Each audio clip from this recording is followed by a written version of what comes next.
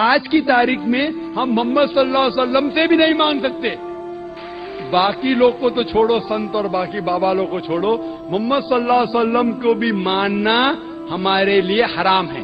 جو شخص مر چکا ہے، جو شخص مر چکا ہے، جو شخص مر چکا ہے. جب ہمارے نبی محمد صلی اللہ علیہ وسلم ان کی قبر مبارک میں زندہ نہیں ہے تو پھر دوسرے امتی زندہ ہے، پھر کیسے زندہ ہو سکتے؟ نہیں ہے. سمجھ میں آ رہا مسلمانوں؟ ہمارے نبی صلی اللہ علیہ وسلم جب زندہ نہیں ہے تو پھر امتی کو زندہ ہو سکتا قبر میں؟ ارے صاحب مر گیا مت کہنا، توہین ہو جائے گی. پردہ کر گئے، یہ بڑی اچھی اصطلاح نکالی ہمارے بھائیوں نے، پردہ کر گئے. ارے پردہ کس کو کہتے ہیں؟ وہ اس دنیا سے گزر گئے. ارے اللہ کے بندے، اسی کو تو ہم موت کہتے ہیں.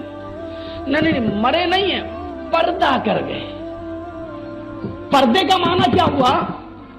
پردے کا معنی یہ ہوا کہ وہ زندہ ہے لیکن ہماری آنکھوں سے اوجھل ہو گئے. ہماری آنکھیں اس دنیا میں دیکھ رہی ہیں، ہماری آنکھوں سے اوجھل ہو گئے کا مطلب اس دنیا سے اوجھل ہو گئے. ہاں اس دنیا سے اوجھل ہو گئے. ارے اسی کو تو ہم کہتے ہیں وہ دوسری دنیا میں چلے گئے.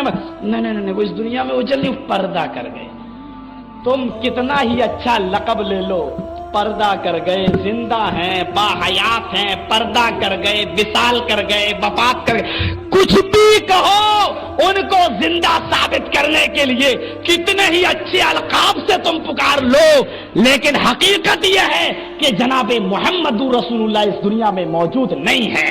اگر ہے تو مجھے بتاؤ اہل حدیث کا یہ گناہگار بندہ محمد الرسول اللہ سے ملنے کی فرماتا ہے وَلَا تَقُولُوا لِمَنْ يُقْتَلُ فِي سَبِيلِ اللَّهِ أَمْوَاتٌ بَلْ أَحْيَاءٌ وَلَكِنْ لَا تَشْعُرُونَ. اللہ کی راہ میں جو مارے جائیں انہیں مردہ مت کہو. اللہ فرما رہا ہے بلکہ وہ زندہ ہیں، تمہیں اس کا شعور نہیں. کیسے زندہ ہے وہ اللہ ہی بہتر جانتا ہے. اب میں آپ سے ایک سوال کرتا ہوں، شہید کس کو کہا جاتا ہے؟ اللہ کی راہ میں جہاد کرتے ہوئے جس کا قتل ہو گیا وہ شہید ہے. شہید امتی ہوتا ہے کہ نبی ہوتا ہے؟ امتی ہے شہید. اور اس کی زندگی کے بارے میں قرآن کہہ رہا ہے انہیں مردہ مت کہو. جو اللہ کی راہ میں لڑتے ہوئے شہید ہو گیا امتی، اللہ فرما رہا ہے اس کو مردہ مت کہو. یہاں تو حد ہے کہ نبی کو ہی مردہ کہنے والے لوگ ہیں. حد ہو گئی. قرآن تو امتیوں کے لیے بھی منع کر رہا ہے کہ مردہ مت کہو. شہید کون ہوتا ہے؟ امتی ہے نا. جو جنگ بدر میں شہید ہوئے، جنگ احد میں شہید ہوئے، انہی کے بارے میں یہ آیتیں نازل ہوئی. اللہ فرما رہا ہے ان کو مردہ مت کہنا، وہ زندہ ہے، تمہیں اس کا شعور نہیں. دوسری آیت میں تو اللہ فرما رہا ہے کہ عند ربہم یرزقون، وہ اپنے رب کے پاس رزق بھی کھا رہے ہیں، انہیں رزق بھی دیا جاتا ہے، تمہیں اس کا شعور نہیں. انہیں رزق اتنا دیا جاتا ہے خود کھاتے بھی اور جو قریب ہوتا ہے اسے کھلاتے بھی ہیں. شہیدوں کی زندگی. اب یہاں افسوس نہیں ہوتا ہے میرے عزیزوں جو میرے آقا کو بھی مردہ کہہ رہے ہیں، مر کر مٹی میں مل گئے معاذ اللہ رب العالمین.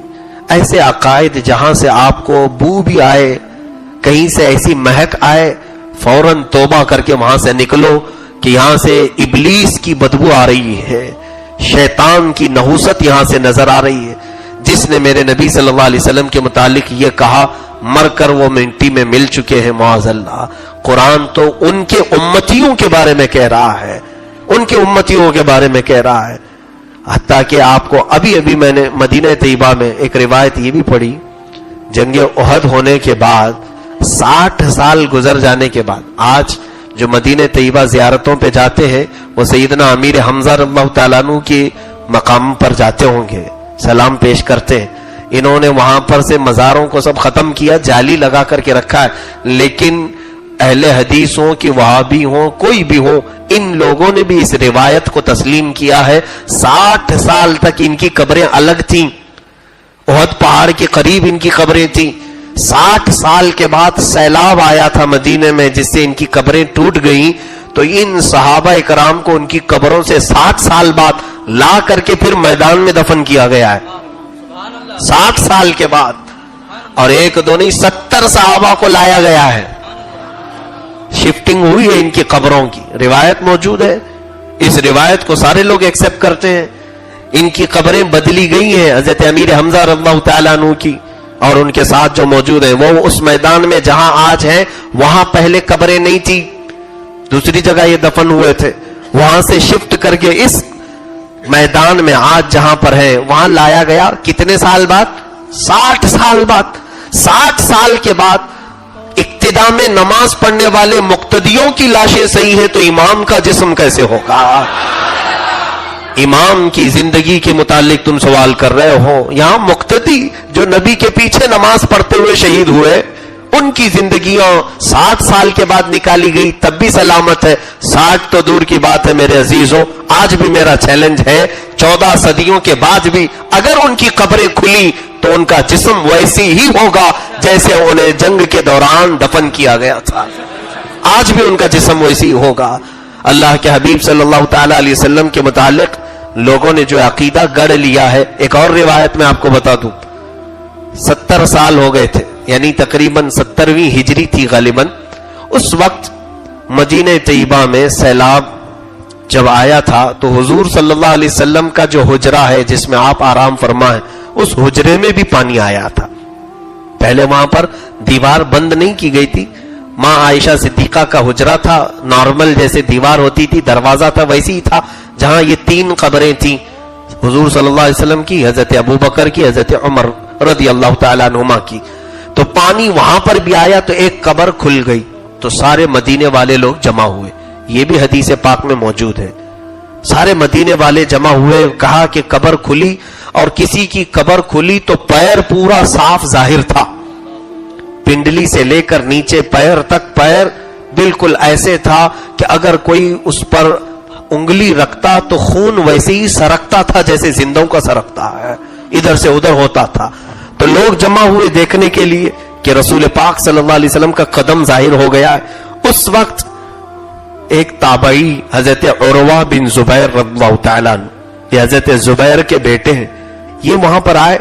انہوں نے کہا ہٹو میں دیکھتا ہوں. قبریں ملی ہوئی تھیں سب پانی کی وجہ سے.